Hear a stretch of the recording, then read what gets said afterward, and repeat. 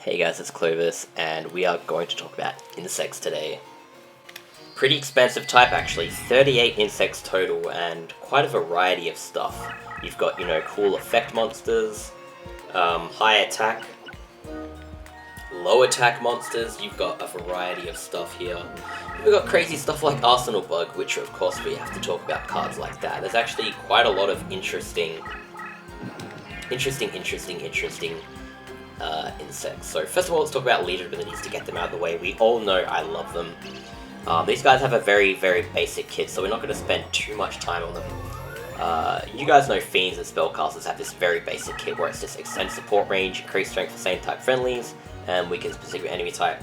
I do not know the weaken specific enemy type, and I know you guys are thinking, what the hell's the point of making the vid when you don't know that, but in reality guys, weaken specific enemy type is not really that important. I know that sounds dumb, but especially for cards like insects, usually they lower things that are quite weak. It's probably something like beasts or aqua or fish. It's something probably really tedious. It's strange, because what do insects even eat? Like, they eat other insects, they eat plants, so I don't know, maybe it weakens plants. I do not know, guys. But increased strength for same type friendlies and extend support range is the main focus here. If you have any 5-star insect or above as your deck leader, you'll get the full benefit of that ability. Remember, increased strength and weaken specific enemy type scale up to 5 stars. That's 100 for each summoning level you have, up to 500 of course. So any 5-star or above deck leader will do. So Kwagar, Hercules, Hunter Spider, Dungeon Worm, Hercules, Beetle. These are all very good candidates, and your only true candidates, I guess, so picking your favorite out of these is a good choice. Insects don't really have any fusions outside of, the Cocoon of Evolution fusions, so you're kind of on your own here. You just pick 3 of your favorite ones and keep using them. Flip them all face up and skip turns. It's the best way to earn experience. And then eventually you can reap the rewards of having increased strength for same type friendlies. So if you have 5 stars on that, it pretty much essentially means everything you play out of the hand has a free power-up until it leaves the deck leader range. So Hercules Beetle now has 2000 attack and 2500 defense. Kwagar Hercules now has 2400 attack out of the hand, so yeah, very, very important ability for insects. They don't have much else going for them in terms of leader abilities. As you can see, they have literally nothing. If you go down to low level, you do have, at 1 star, the terrain change into forest. That's actually pretty interesting. You can play some unique, interesting strategy, like move around, or even move in front of you, then move back, and then you can play something in front of you, like Cocoon of Evolution defense mode, and it has with the 1-star summoning level, you have less defense on it, so it's totally up to you, but I mean, you can always do strategies like that if you want to be creative. People really like the idea of the terrain change card, but I am critical of it. I think it's not as strong as people think it is, because you can just play field spells. You can play field spell in front of you, and it makes pretty much the whole center of the field the terrain you want, as opposed to just being the one tile you moved over. Especially when you're moving forward, I mean, you're going to be playing cards in front of you anyways, so the only real way to get use out of terrain change is if you move sideways and play defensively, I guess. I don't know. Very interesting ability, because you leave a trail of terrain behind you and play cards in front of you. It's just not very good. So I personally recommend using a higher level one, any of the ones you like. But yeah. So let's go back down to the lower level ones. I did mention Cocoon of Evolution before. You can look in special info and it will tell you if the card is compatible with the Cocoon of Evolution or not, but it's actually pretty obvious. It's a lot of the little lava looking dudes like Petit Moth, Kattapillar, Larvae Moth, and Needleworm, and there should be another one, I think. No, I went past it. Oh, there we go, Acid Crawler. I forget, Acid Crawler's kind of higher deck cost than some of these other cards, so yeah. Those cards you can all stick Cocoon of Evolution on, and that will instantly create... Where is it?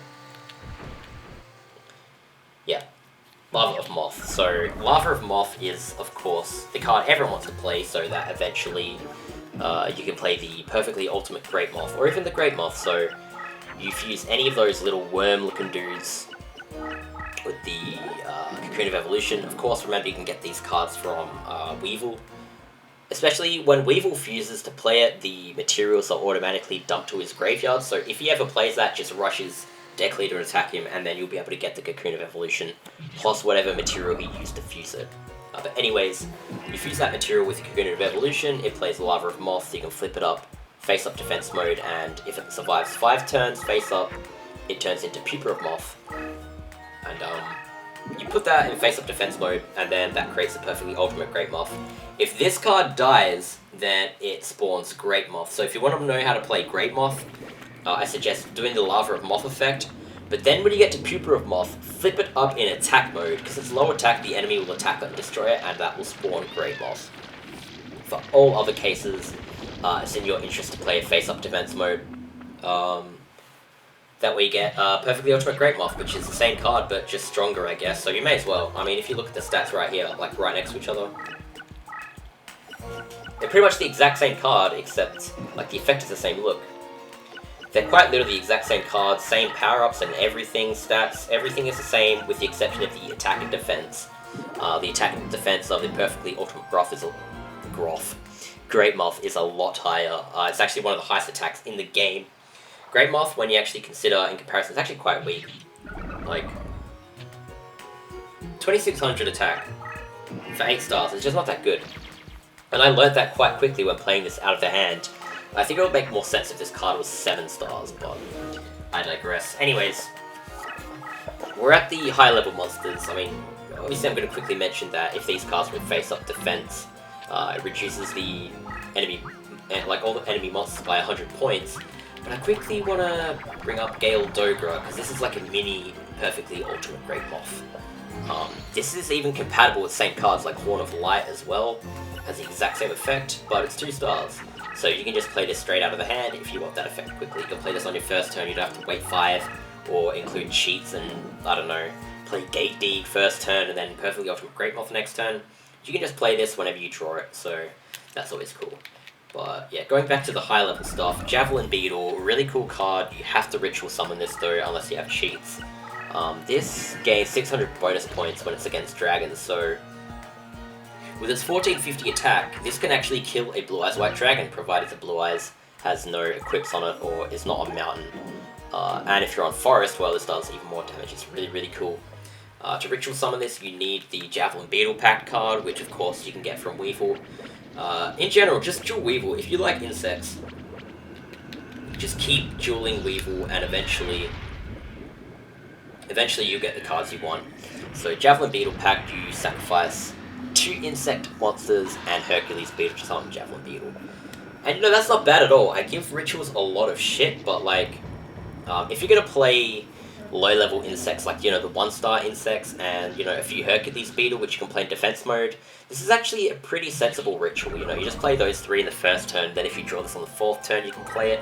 It does chew through your resources a little bit, but Javelin Beetle is significantly stronger than all of those cards. Not just the Hercules Beetle, but the 2 insect monsters. Obviously, you're going to want to play 1-star so that you can regenerate summoning power, and, you know, after you bring your Javelin Beetle out, even if you rush it, it's a bit slow.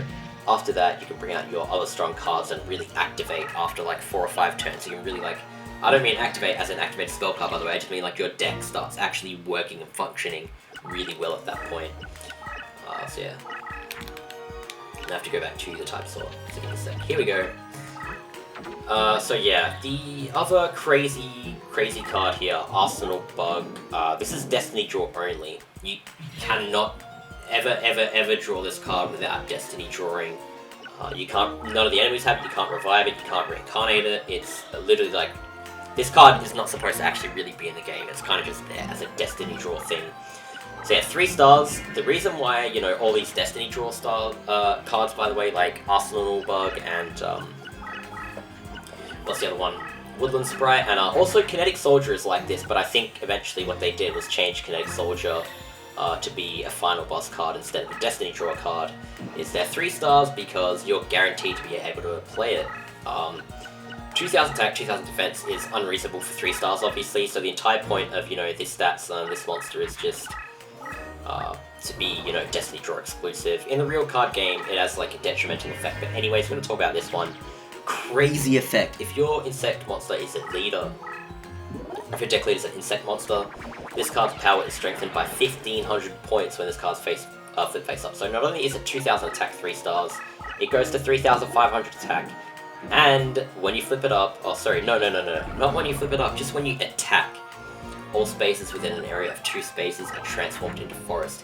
Every single time you attack, this card basically activates a forest. So this card is just one of the most ridiculous cards in the game. Obviously, it was intended to be incredibly strong to accentuate the Destiny Draw mechanic. If you cheat this card in the game, obviously you're going to stick multiple of these in the deck, but I personally choose not to because, I don't know, it's just too good. It makes the game too easy. The game's already easy enough without it, so you don't really need to play this. I just thought I'd mention it anyways. I just want to mention, guys, some of you are going to ask, how do you summon this? I've actually made a video on it, which I'll try to remember to stick at the end of the video. If not, it'll be in the description. Maybe I'll even leave a pinned comment about it or something, but you basically want like a mid-range deck leader, like somewhere between, you know, I don't know, somewhere around like between Colonel to like Brigadier General or something, and you want an insect deck leader. Otherwise, I don't think the game will ever give you this card, because obviously for the big damage buff, you want your deck leader to be an insect. Otherwise, there's no reason for the game to want to give you this card. So yeah, go ahead and, if you want to play this card, just level up an insect deck leader. Again, I recommend like any level 5 one is good.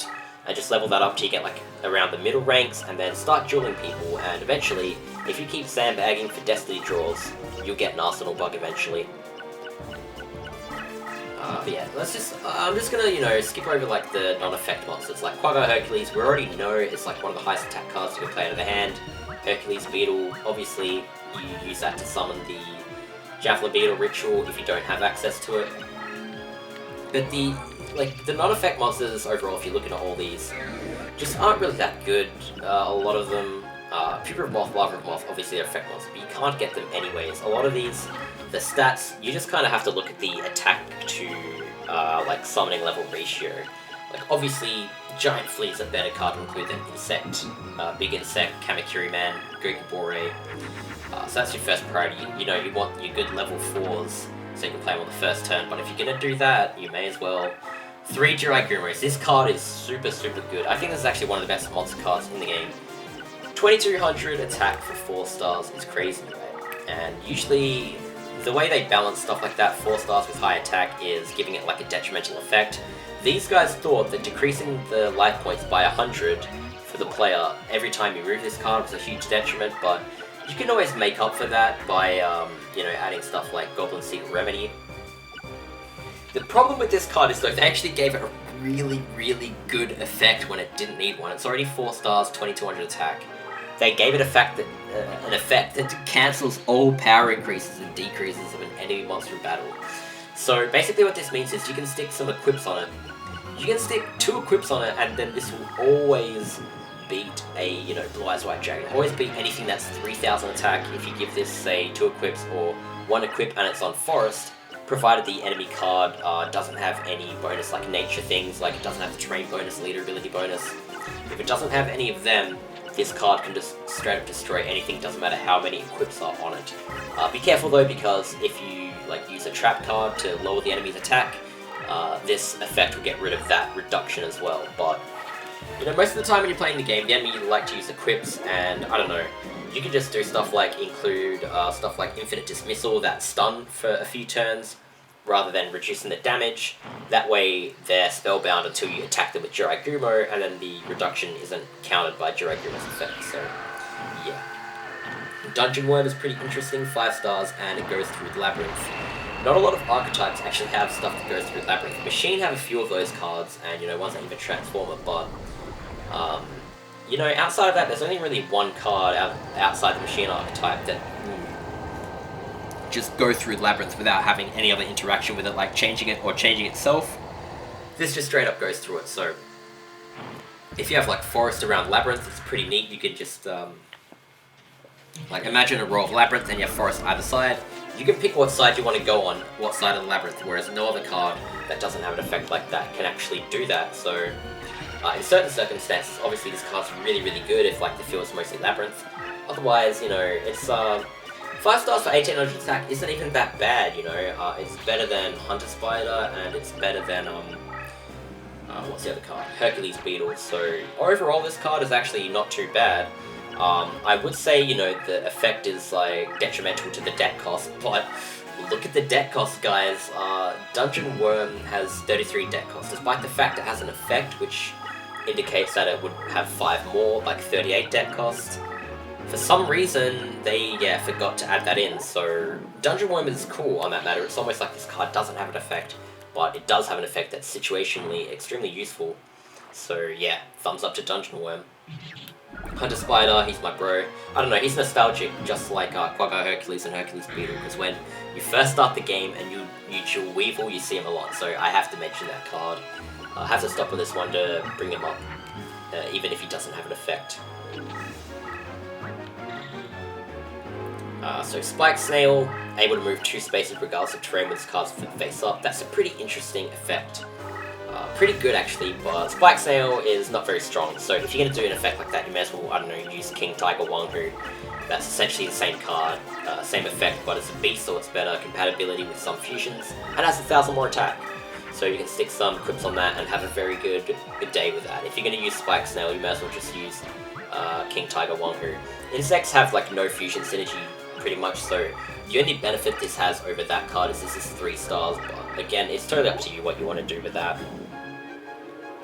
Nightmare Scorpion is a flip effect, stuns the enemy monster for 1 turn when it's flipped up, so you know, it's 3 stars, so it's not too bad, you can always play it. It's totally up to you what like monsters you want to add depending on your deck, but it does make sense to have cards that spellbind the enemy if you're going to be using a strategy like playing perfectly Ultimate Great Moth. You do want to slow the enemy down anyways, so yeah. Ganigumo can attack without triggering an opponent's trap. Those are usually always low attack cards. Bladefly is not really an insect card, more so a wind support card. Most of the insects are earth anyways, so you're not really going to be using this in an insect deck most of the time. But if you get this card, you keep it face-up defense position and it increases all wind monsters by 500 points, and it's a nature bonus. This is a really cool card in my opinion. It's actually like an even better deck for Winged Beast than Birdface is because of that effect and the fact that it's easier to bring out, so yeah.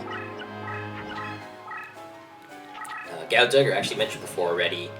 Man-Eater Bug, ooh, I bet we're all waiting to get to this one. This is a really infamous effect. Like early on, everyone who played the card game in real life early on would love using this card. Destroys opposing enemy when this card is flipped face up in battle, so doesn't matter if it's a Blue Eyes White Dragon, Blue Eyes Ultimate Dragon, you know, the strongest card you can imagine in the game, Gate Guardian. If this card gets flipped up, that card just straight up gets destroyed. And yeah, that's cool. And it looks cool. I mean, just look at the card. It looks pretty neat. And Korogashi, I actually remember this card pretty distinctly because this it's in the Cruel Starter deck, which is the first one I played with. Reduces all monsters located in vertical and horizontal spaces by 300 points when destroyed in battle. Not only does this reduce enemy monsters, like if they're all in a row, you can just kind of stick this in defense mode and let them attack it, but it also gives you information. So the other interesting thing about this is, yeah, when like you can see the attack debuff go off, it affects all monsters. Any card that isn't affected by it is obviously a non-monster, so effects like this always have a second effect where it gives you information on the enemy's card, and that's always useful. Leghul, when this is flipped face up, it teleports to the opponent's summoning area.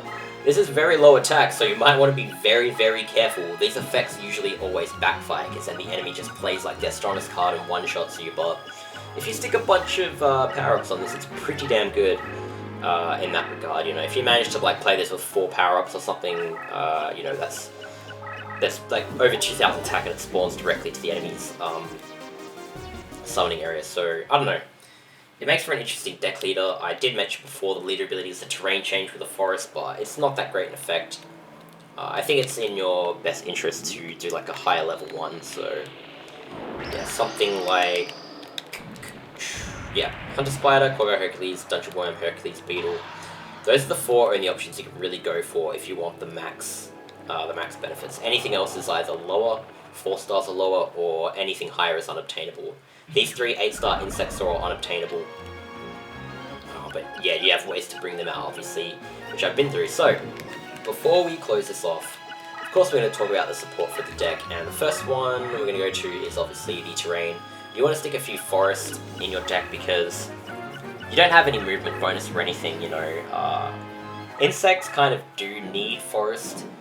A lot of types obviously benefit a lot from terrain, but without being able to make any, without having bonus movement to move around your strong monsters, you do definitely want to include some forest in your deck, just to play that terrain advantage out in the middle of the field. Even if you only just activate one around your area or in the middle of the field, you know, or one of each, that's enough usually. That way you can play defensively and then control the middle, and by the time you've done that, you can actually bring out your third one and play it aggressively or whatever. Totally up to you. Parrot support is really, really good for insects, actually. You have these two, really interesting. These are like pretty much exactly the same card. The only difference is the title and the number, if you come to think of it. So they both do the exact same thing, increase the power of insect monsters by 500 points. So rather than just having one you can stick 3 copies of, you have 2. So you have pretty much 6 of the same equipped card in the deck you can include, and that's always awesome. As I usually say, I think around 7 equipped cards is a good ratio. Normally I include between 20 to 25 monsters, and like based on how many fusions you have. And usually, yeah, about 7 equipped cards works out good. Anywhere between, I don't know, 6 to 8 is good, but 7, I usually go for 7. So 3 laser cannon armors, 3 insect armor with laser cannon, and then you know you're probably thinking invigoration, but no, Horn of Light.